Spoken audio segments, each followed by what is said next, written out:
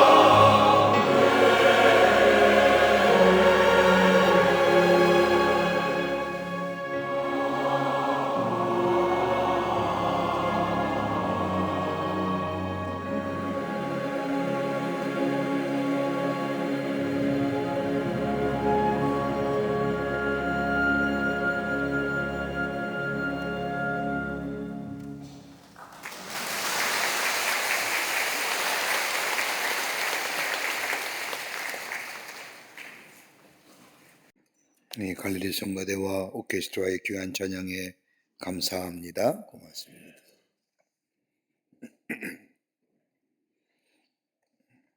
사람을 평가한다는 것 좋은 일은 아니지만 한 사람을 평가할 때에 그가 살아가는 물리적 현상이나 사회적 지위나 처해진 환경 가지고 사람을 평가하는 것 그렇게 적절하지 못한 평가일 겁니다.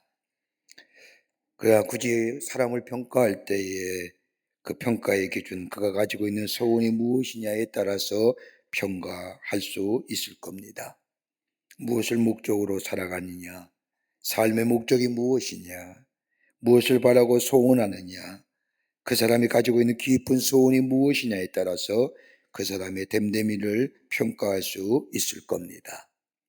가령 생존 욕구가 그의 소원이라고 한다면, 먹고 마시고 입고 자는 것, 이것이 그 사람의 소원이라고 한다면 그는 지극히 동물적 본능에 따라 사는 사람일 겁니다. 또 물질의 소유와 경제적인 것에 관심을 가지고 그것이 삶의 목표로 사는 사람은 경제적 본능에 이끌려 사는 사람입니다. 내가 사회적 지위와 명예에 지극한 관심을 가지고 그것이 삶의 목적으로 살아가는 삶은 사회적 본능에 충실한 사람이라 할 수 있을 겁니다. 그런데 그리스도의 삶에는 이와 다르게 하나의 깊은 소원이 있습니다. 아마 영적 소원이라 할 수 있을 겁니다. 하나님을 찾고자 하는 마음, 영원성을 지향하고자 하는 마음, 하나님의 뜻을 알고자 하는 마음, 이 영적 소원이 있는 사람을 가리켜서 예수의 사람, 그리스도께 속한 사람이라 정의할 수 있을 겁니다. 여러분 예배에 나오고 또 하나님께 나와서 또 하나님을 위하여 봉사한다고 하면서도 아직도 하나님의 형상대로 지음받은 우리의 삶 가운데 동물적 본능에 가까운 소원이 있다면 아마 온전한 그리스도의 삶은 아닐 겁니다. 이들이 기도하는 기도의 제목도 역시 다분히 세속적인 기도의 제목이 것입니다. 그러게 우리 주님은 우리의 마음을 아시고 마태복음 6장 31절의 말씀을 보면 무엇을 먹을까 무엇을 입을까 염려하지 말라, 그것은 다 이방 사람들이 구하는 것이라고 말씀하시면서 너희는 먼저 그의 나라와 그의 의를 구하라고 말씀하십니다. 하나님의 나라와 하나님의 의가 내가 사는 공동체 속에 이루어진 것이 나의 소원이 되고 하나님의 나라와 의가 내 기도 제목이 될 때에 이런 사람을 가리켜서 예수에 속한 사람이요 하나님 나라의 백성의 삶이라 말할 수 있다는 겁니다. 여러분 예수님의 공생의 일을 기록했던 사복음서의 말씀을 보면 예수님의 사역은 언제나 하나님 나라의 복음의 전파였습니다. 그리고 하나님 나라에 합당한 제자의 삶이 무엇인가를 꾸준하게 지속적으로 제자들에게 가르치신 것을 보게 됩니다. 오늘 본문의 말씀도 보십시오. 누가복음 17장 1절부터 10절의 짧은 말씀이지만 이 속에 그리스도인이 살아갈 삶의 자리, 아니 제자들이 살아야 할 제자의 도에 관하여 제자의 삶의 자리에 대하여 예수님은 말씀합니다. 그 첫 번째가 뭐냐 하면 불의한 청지기의 비를 통하여 제자들에게 말씀합니다. 불의한 청지기지만 마지막 때에 불의한 청지기가 살아가는 삶의 지혜로운 모습을 말씀하시면서 그에게서 지혜를 배우라 하십니다. 그리고 나서 예수님은 부자와 나사로의 비유를 말씀하시면서 믿는 사람들이 예수의 사람들이 가난하고 소외당하고 외로운 자들에게 어떻게 그리스도의 사랑을 또 관심을 가져야 할 것인가에 대하여 말씀합니다. 그리고 17장에 와서는 다른 사람을 실족해 하지 말라고 제자들에게 가르치십니다. 실족해 한다는 것은 넘어뜨린다, 가로막는다는 의미로 예수를 믿는다고 하면서도 내가 예수의 사람이요 예수의 제자라고 하면서 다른 사람으로 하여금 하나님께로 나오는 것을 가로막는 사람, 이런 사람이 다른 사람에게 실족해 하는 사람이라고 말씀하면서 이런 사람은 연자맷돌을 그 목에 메우고 바다에 던지는 것이 나으리라. 다른 사람과의 관계성 속에서 예수님은 교훈하십니다. 그리고 무서운 심판의 말씀을 하십니다. 그러면서 예수님은 13장 7절에 나와서 용서의 삶을 말씀하시는데 이 말씀은 인간으로 도무지 불가능한 일을 제자들에게 가르치십니다. 형제가 죄를 범하였거든 경계하고 회개하거든 용서하라. 용서하되 7번씩 70번이라도 용서하라 라고 말씀합니다. 자신에게 해를 끼치며 자신에게 아픔을 주었던 자에게 용서한다는 것, 인간의 생각으로는 불가능한 일이지만은 이 일을 하지 아니하면 하나님 나라의 유업을 받지 못할 것이다. 이 많은 제자들이 벌컥 두려움이 난 겁니다. 불의한 정직에게 지혜를 배우라. 가난하고 외로운 사람을 잘 돌봐라. 다른 사람과의 관계성 속에서 바른 관계성을 가지고 저들이 하나님의 영광을 가릴 일이 없도록 하여라. 그리고 용서하며 살아라라고 하는 이 예수님의 말씀을 들은 이 제자들, 이런 자들이 하나님의 나라의 유업을 받을 것이라고 말씀을 듣는 이 제자들이 예수님께 오늘 17장 5절의 말씀을 보면 주께 여짜오되 우리에게 믿음을 더하여 주옵소서. 도무지 감당치 못하는 겁니다. 어떻게 이 일을요? 내가 혼자 나 살기도 바쁜데 어떻게 다른 사람을 향하여 용서하며 가난하고 어려운 이웃을 돌보며 불의한 지혜, 청직의 지혜를 보며 어떻게 이런 삶을 살 수 있을까? 아무리 믿음이 좋다 할지라도 이 삶이 불가능하다고 생각한 제자들은 예수님께 우리의 믿음을 더하여 주시옵소서. 여러분, 우리가 믿는다고 하면서도 우리의 믿음의 모습은 어떤 믿음인지요? 잘 믿는다고 하면서도 우리의 믿음의 내용은 어떠한 것인지요? 아직도 세속적이고 입을 것에 대하여 먹을 것에 대하여 걱정하고 염려하며 내 마음의 욕심과 내 마음의 정욕에 따라서 예수님 하나님 앞에 엎드려 예수의 이름을 부르며 기도하는 것은 어떤 아닌지요? 정작 우리의 삶에 믿음이 필요할진데 우리의 믿음이 어떤 믿음이 되어야 될까요? 오늘 제자들이 예수님을 향하여 주여 우리의 믿음을 더하여 주시옵소서라고 고백했던 것처럼 오늘 우리의 믿음이 어떤 모습이 되어야 될지, 어떻게 해야 우리의 믿음을 통하여 하나님 앞에 영광을 돌리며 우리의 삶 속에 풍성한 열매를 맺어주는 인생으로 살아갈 수 있는지 함께 말씀을 나누며 은혜 받기를 원합니다. 첫째는 왜 우리에게 믿음을 달라는 것에 대하여 예수님은 온전한 믿음을 말씀하십니다. 믿음은 온전해야 됩니다. 온전한 믿음이야말로 변화된 자의 소원입니다. 여러분, 예수님의 제자들이 처음 예수님을 따랐던 마음이 어떤 것이었을까요? 예수님은 제자들 향하여 너희는 나를 따라오라라 내가 살아남는 어부가 되게 하리라고 하는 말씀으로 제자들을 부르셨습니다.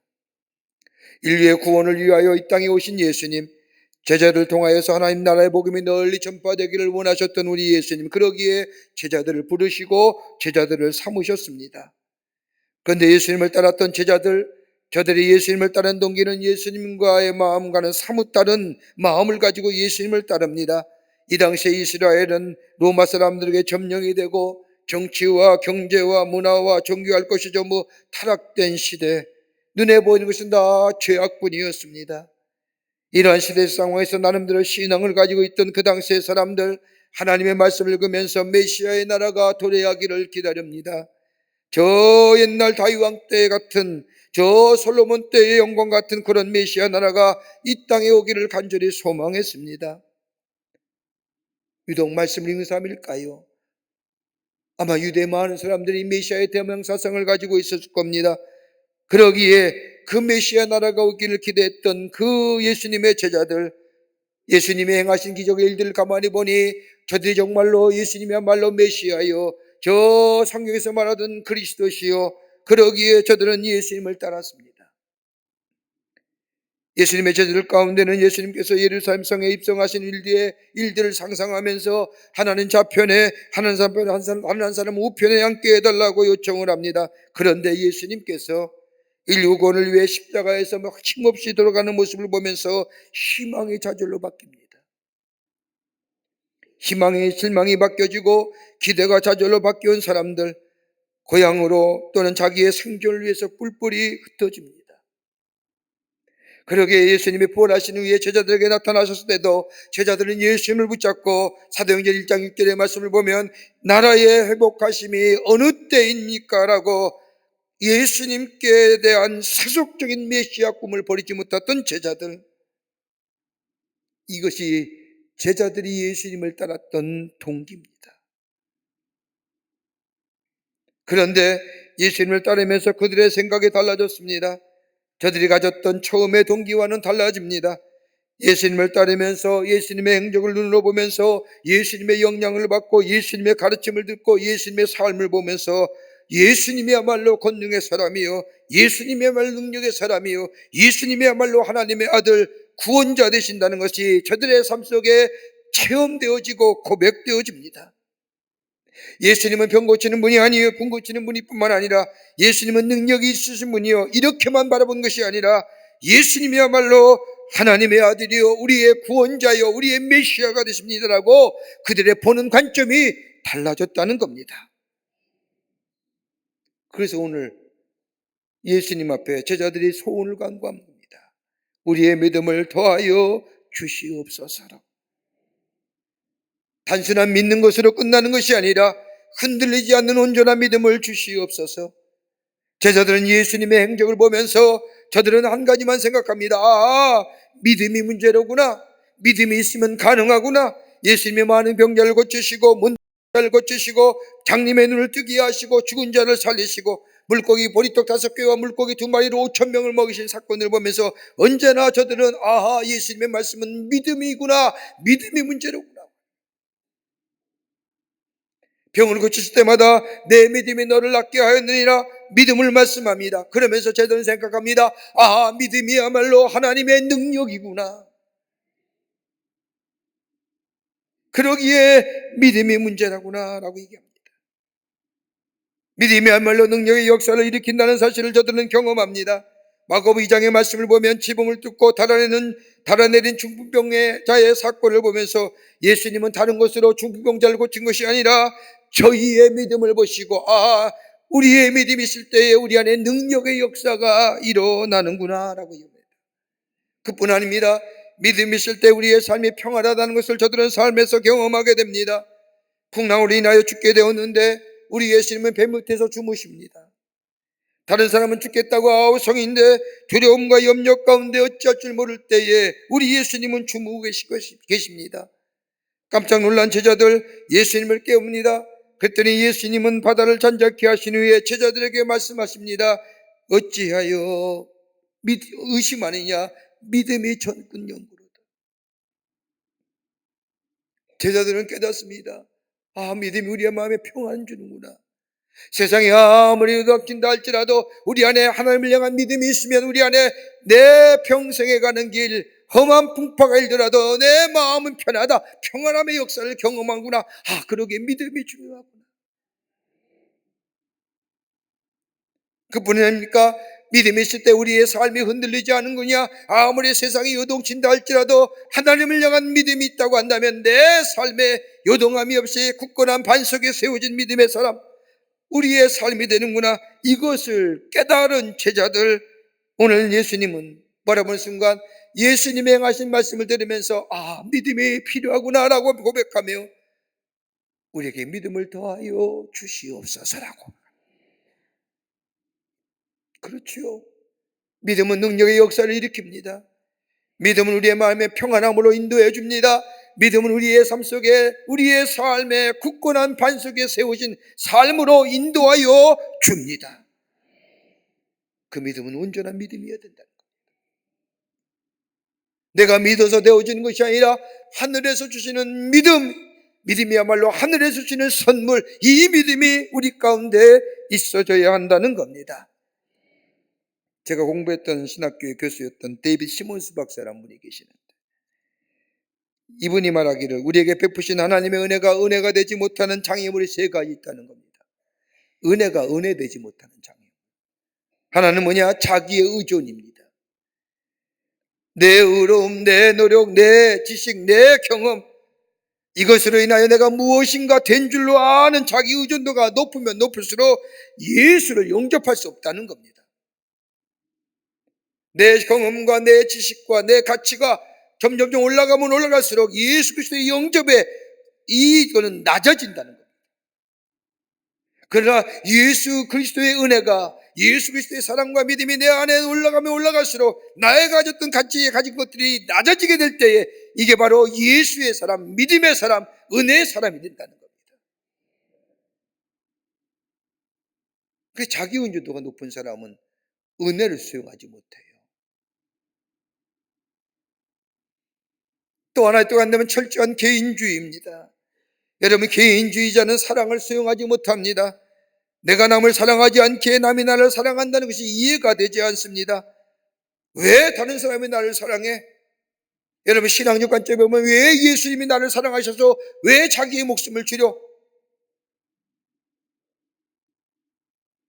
개인주의자는 하나님의 엄청난 사랑을 받아들이지 못합니다. 그러기에 우리의 죄를 위하여, 나의 죄를 위하여 십자가에 달리신 그 예수님의 그 십자가의 놀라운 은혜, 하나님의 사랑 받아들이지 못하기에 예수 영접할 수가 없는 겁니다. 나도 남을 사랑 못하는데 왜 내가 다른 사람이 날 사랑해? 말도 안 되지.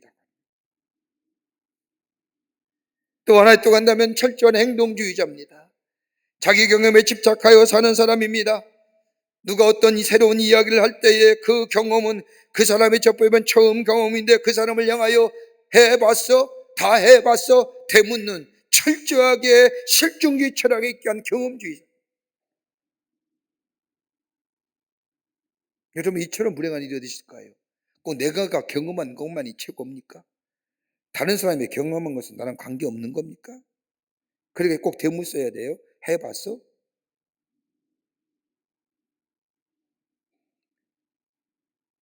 이것 때문에 다른 사람의 말을 들으려 하지 않죠.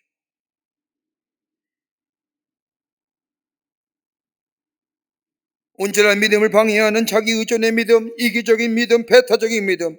여러분, 이런 것들은 하나님의 향한 믿음의 진보를 이루는데 방해됩니다. 이것으로부터 돌이키게 될 때에 우리의 믿음이 성숙되어져 갑니다.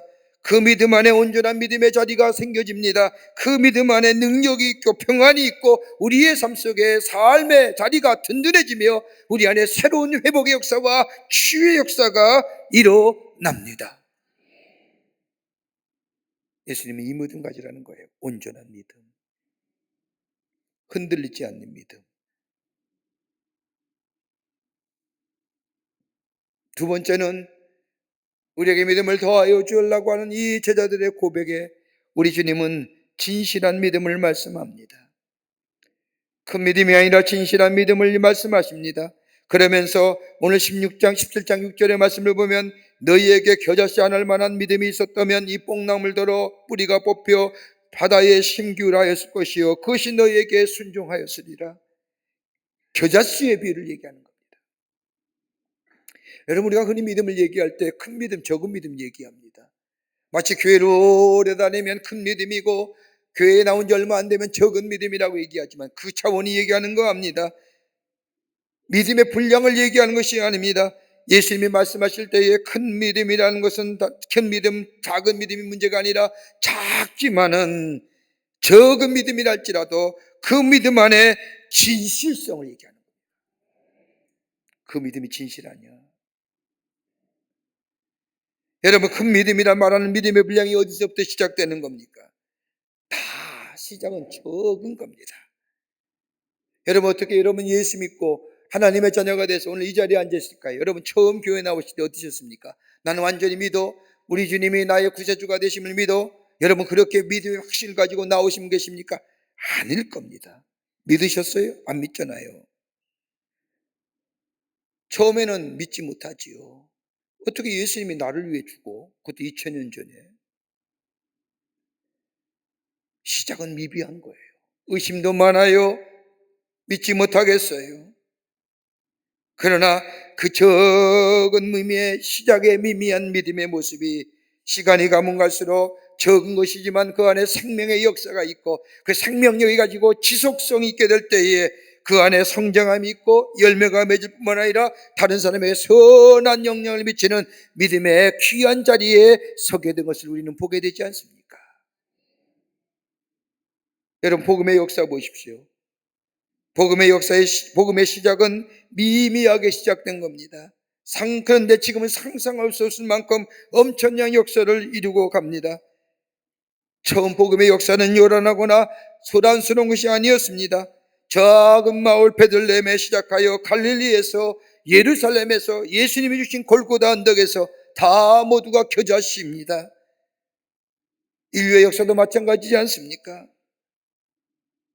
여러분, 미미하고 겨자씨 같은 신통치 못한 예수님의 12제자, 성미가 떴던 베드로, 예수님을 판 갈릴리다, 인간적으로 분석하면 다 시원치 않은 사람들입니다.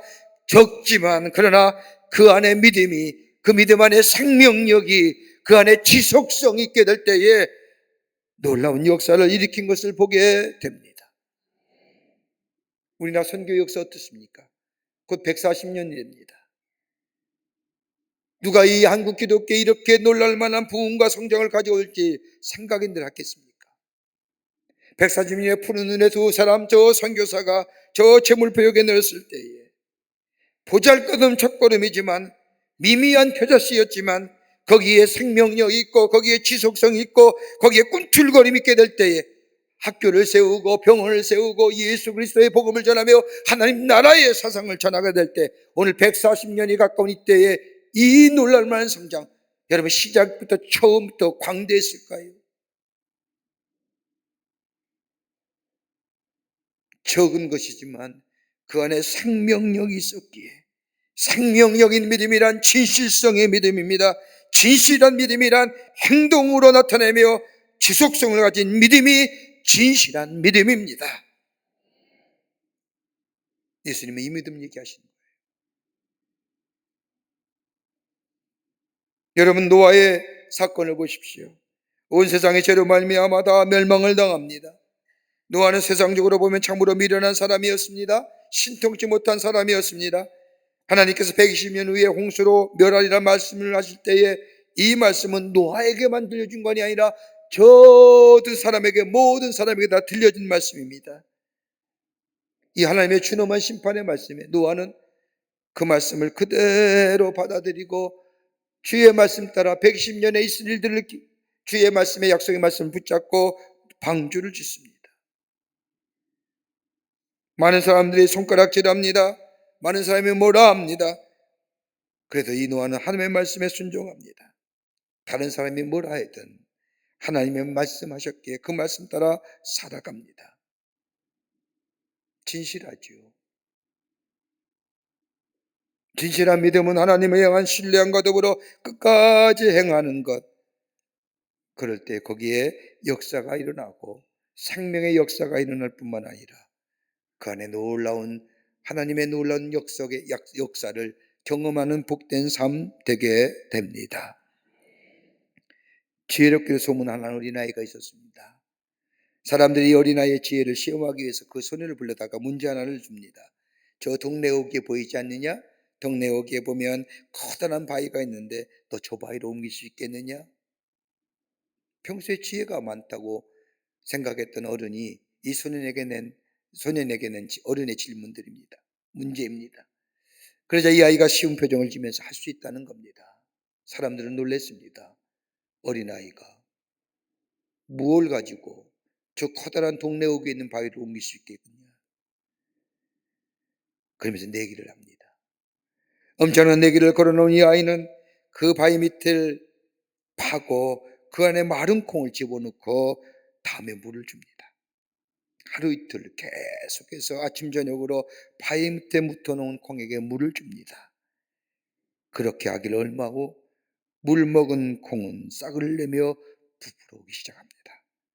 이렇게 부풀어 오르면서 땅이 계속 밀리게 되니까 얼마 후에 이 바위가 굴러지고 말았다는 겁니다. 작은 콩 하나가 바위를 옮긴 거지요. 믿음이 일어난 겁니다. 적은 믿음이라도 내 안에 생명력이 있으면, 어떤 생명이요?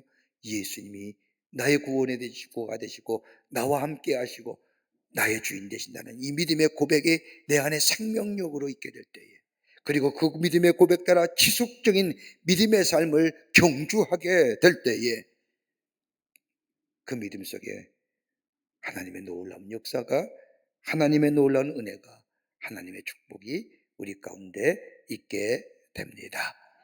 진실한 믿음입니다. 끝으로 충성된 믿음 주시옵소서. 우리에게 믿음을 더하여 달라고 하는 이 제자들의 이 말씀에, 이 말에 예수님은 다른 것만 말씀하신 게 아니라 종에 대한 비유를 말씀하시면서 종된 자의 충성됨 지혜를 말씀합니다. 그러니까 믿음은 다름이 아니라 충성이 함께 온다는 겁니다. 여러분, 충성이란 단어와 믿음의 단어는 어근이 같은 겁니다. 같은 단어입니다. 그러니까 믿음이 있으면 충성이 있는 거예요. 그러면서 예수님은 누가복음 17장 7절부터 10절의 말씀을 통하여 충성된 것에 믿음의 말씀에 대하여 설명해 주십니다. 동일 종이 밭을 갈거나 양을 치다가 집에 돌아왔을 때에 주인의 식탁을 차려주는 것이 당연한 것 아니냐? 밭을 간다고 해서 양을 친다고 해서 주인에 대한 충성스러운 의무를 저버려서는 아니 되느니라. 또한 양을 치다가도 밭을 갈다가도 돌아와 주인의 식탁을 차리고 그 옆에서 주인이 잘 먹도록 시중 드는 것, 이거 당연한 종의 의무니라. 그거 했다고 칭찬을 듣거나 대가를 받을 일이 아니라는 겁니다. 주인의 식사 시간에 시중 드는 것 종으로서의 당연한 의무입니다. 주인은 것으로 인해서 살해하거나 인사한 일이 없다는 겁니다. 이것 가지고 자랑할 것이 못 된다는 겁니다. 믿음의 모습이 이래야 된다는 거예요. 믿음에는 충성이 수반되어야 된다는 겁니다. 믿는다고 하면서도 하나님의 말씀에 온전히 따르기는 충성이 결여 있다고 한다면, 또한 예수님께서 우리에게 분부하신 일을 온전히 행했다 해서 칭찬을 기대하거나 다른 사람으로부터 인정을 받으려고 하는 마음을 버려야 한다는 겁니다. 이게 믿음이라는 거예요. 여러분, 우리들 다른 사람에게 인정받으려고 하면 여러분 시험 들잖아요. 세상의 가치는요, 내가 땀일 만큼 인정받아야죠. 내가 노력한 만큼 열매가 거둬져야지요. 근데 하나님의 나라에 있는 게 아니라는 겁니다. 믿음의 삶은 이게 아니에요. 그저 보장 없이 정직하게 할 뿐인 겁니다. 내가 맡은 자리에서 하나님의 은혜와 하나님의 사랑에 감격하여 내가 지실 일에 최선을 다하여 감당하는 겁니다. 다른 사람의 인정이나 다른 사람에 대하여 칭찬, 이거 바라지 않습니다. 오직 주님만 하시면 됩니다. 그저 베푸신 은혜에 감사하며 감격하며 주의 주신 일을 묵묵히 감당하며 충성스럽게 사명을 감당하는 것이 바로 믿음의 모습이라는 겁니다. 여러분, 종으로서의 사명을 잘 인식하고 감당했던 사람이 있다면 바울입니다. 바울은 자신을 소개할 때 서신을 보면 그리스도의 종, 주의 종이라는 것으로 자신을 소개합니다. 무려 몇 번 나오냐면 150번 나옵니다. 나는 예수의 종입니다. 나는 그리스도의 종입니다. 나는 주의 종입니다. 언제나 종된 의식으로 살아갑니다. 그러게 나는 그리스도의 종이요 그러므로 나에게 자유가 없습니다라고 고백합니다. 삶의 목적도 삶의 방법도 미래의 생명도 다 주의 것입니다. 더 나아가 영광도 주의 것입니다. 종이란 무엇일까요? 주인의 의지를 자기 의지로 선택하는 겁니다. 주인이 하라는 건 내가 당연한 것을 의무로 받아들입니다. 주인의 뜻을 따르는 이것을 기쁨으로 누리는 겁니다. 그러니까 이 대목에서 어려운 거예요. 믿음을 가지고 산다는 대목에 이 대목에서 어려운 거예요. 하나님의 뜻이 나의 뜻이 되고요. 하나님의 의지가 나의 의지가 되고요. 주인이 하라는 것, 하나님이 하라는 것, 이것이 내게 당연한 책임과 의무로 다가오고, 이게 어려운 거예요. 그러니까 믿음의 자리에 서지 못하는 거예요. 벤자민 프랭클이라고 하는 역사학자가 나이가 들어서 그의 일생을 뒤돌아보면서 이런 고백을 남겼답니다. 내가 일생을 뒤돌아보니 세 가지 사실을 알 수 있었더라. 그 하나가 뭐냐? 내 마음대로 안 되더라. 내 인생 내 마음대로 안 되더라. 여러분, 마음 먹은 대로 되는 게 있습니까? 여러분, 마음 먹은 대로 되면 얼마나 우리 인생이 쉽겠습니까? 여러분, 우리의 자녀 마음대로 안 되지 않습니까? 됩니까? 지금도 말 안 됐잖아요. 앞으로 더더욱 안 될 겁니다. 세월이 지나면 지나갈수록 내 영역이 자꾸만 적어짐을 경험하지 않습니까? 안 되는 것이 많아짐을 경험하는 것이 우리네 인생 아닙니까? 아직도 자신 있게 인생 사세요? 경건한 거지요. 두 번째로 이렇게 얘기합니다. 하나님께서 당신의 마음대로 하시더라는 겁니다. 모든 것이 하나님의 뜻 안에 있어요. 내 뜻은 묵살됐고 하나님의 뜻대로 이루어지더라는 겁니다. 또 하나 이 사람 고백하기를 하나님의 뜻을 따르는 만큼 행복이 있고 성공이 있더라는 겁니다. 우리가 모두가 주의 종이라는 겁니다. 내게는 자유함이 없습니다. 그러므로 주의 말씀에 순종하는 것이 나의 기쁨이요 나의 만족이요 여기에 행복이요 그러기에 주의 말씀에 뭐예요? 충성할 따름입니다. 보상 필요 없어요. 다른 사람이 알아주는 거 원치 않아요. 주님이 하시면 됩니다. 나는 종입니다. 나는 충성스럽게 종을 위하여 헌신할 따름입니다. 이게 믿음의 모습입니다. 주여 내게 믿음을 더하여 주시옵소서. 어떤 믿음이요? 온전한 믿음이요, 진실된 믿음이요, 충성된 믿음이에요. 그럴 때 그 믿음이 나에게 능력이 되고 나에게 위로가 되고 나에게 치유함이 되고 나의 삶을 굳건한 반석에 세워지는 놀라운 은혜가 우리 가운데 있게 됩니다. 이 믿음을 구하고 이 믿음 안에 거하는 여러분과 저와 되시기를 주의 이름으로 축원합니다. 하나님 감사합니다. 저희를 주께서 사랑해 주셔서 하나님의 자녀 삼으심에 감사합니다. 오늘도 우리에게 살면서 믿음이 있을진데 내 먹고 입고 사는 것에 대한 하나님을 향한 간구 얼마나 많은지 모릅니다. 우리 믿음이 좀 성숙되기를 원합니다. 믿음의 방향성이 바뀌어지기를 원합니다. 주여 내게 믿음을 더하여 주시옵소서라고 고백하게 될 때 주께서 말씀한 것처럼 내게 온전한 믿음 주시고 신실한 믿음 주시고 충성된 믿음 주셔서 내 삶에 믿음을 통한 능력의 역사, 믿음을 통한 치유의 역사, 믿음을 통한 내 삶의 굳건한 반석에 세워진 하나님의 사람들로 살아가게 역사하여 주시옵소서. 성령이 도우실 줄 믿으며 예수님의 이름으로 기도하옵나이다. 아멘. 지금은 우리 주 예수 그리스도의 크신 은혜와 하나님 아버지의 한량없으신 사랑하심과 성령님의 내재하심과 교통하심과 인도하심이 거룩한 주의 날 주의 전에 올라와 마음과 정성을 모아 하나님 앞에 예배하며 우리의 믿음이 온전한 믿음 되어 그리고 신실한 믿음 되어 충성스러운 믿음 되어 하나님 나라에 쓰임받는 하나님의 사람으로 그로 인하여 내 속에 풍성한 열매를 맺는 삶으로 살아가기로 결단하고 저 세상을 향하여 나아가는 당신의 거룩한 백성들 위해 주께서 지금으로부터 영원토록 함께 하시기를 간절히 축원하옵나이다. 아멘.